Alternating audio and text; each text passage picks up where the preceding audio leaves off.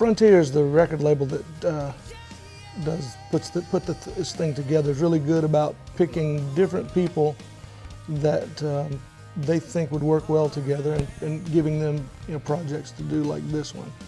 And what happened was Ali Del Vecchio, Alessandro, I had been working with him on and off on different things, and he and Serafino contacted me and said, we've got an idea to do a project together. I've been in some other bands over the years, of course.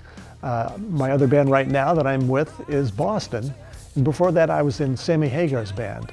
And that's actually how I met Robert. Robert had also played with Sammy Hagar, and so we'd known each other for quite a while before the All 41 project came about. And we got the call from Alessandro to put a band together, and we included our two names in the hat. And we said, oh, well, great, I know Robert. Yeah, this is going to be a good project. Who else you got?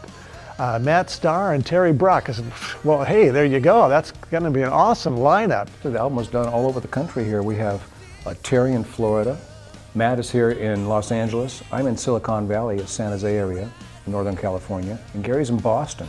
We all have studios, and we all do sort of top-notch recording work besides what we do for our personal careers. So to put that all together, it really made a great album. So I was in Italy several years ago touring with Burning Rain, and I had the pleasure of meeting Ali and Serafino. And then I was back over there a year or two later with Mr. Big and met the guys again. And I mentioned to Ali, hey, if you have any projects that you need a drummer for, I'd love to work with you, because I had heard some of the other records that he'd done and he'd written and produced, and I thought they sounded great.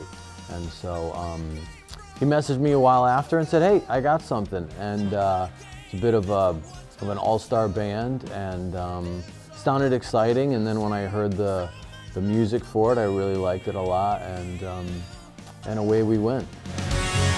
These are the bad times. These are the days that break you down. Nothing left to give, but the worst is over. When I do solos on songs, I'll work on it for sometimes days, trying to come up with the right parts. But then when it comes time to actually recording it, I just hit the button and go and play it.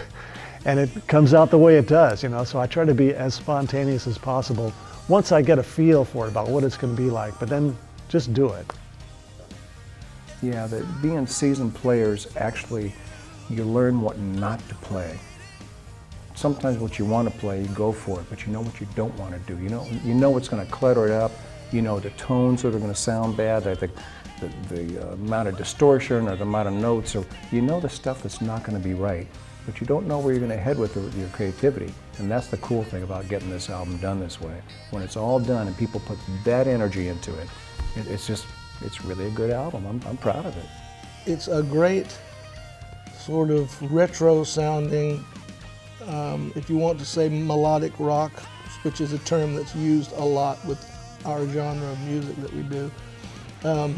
It's back when songs were the most important thing, songs and performances and things like that. There are quite a few tracks that harken back to the days, and you have the guys who played them. So much of this, like with anything, but really with this kind of music, the songwriting is the first thing, and it's got to be there. Because a lot of times the songs are, they're not beating you over the face with, intensity or a bunch of notes or, all this kind of theatrics. It's just a song. And if the song is good, then you've got it shot, and then once the musicians put their stuff on it, then it's like, well, how are the performances? So really just listening to the song and how it's performed. And everybody just performs so amazingly.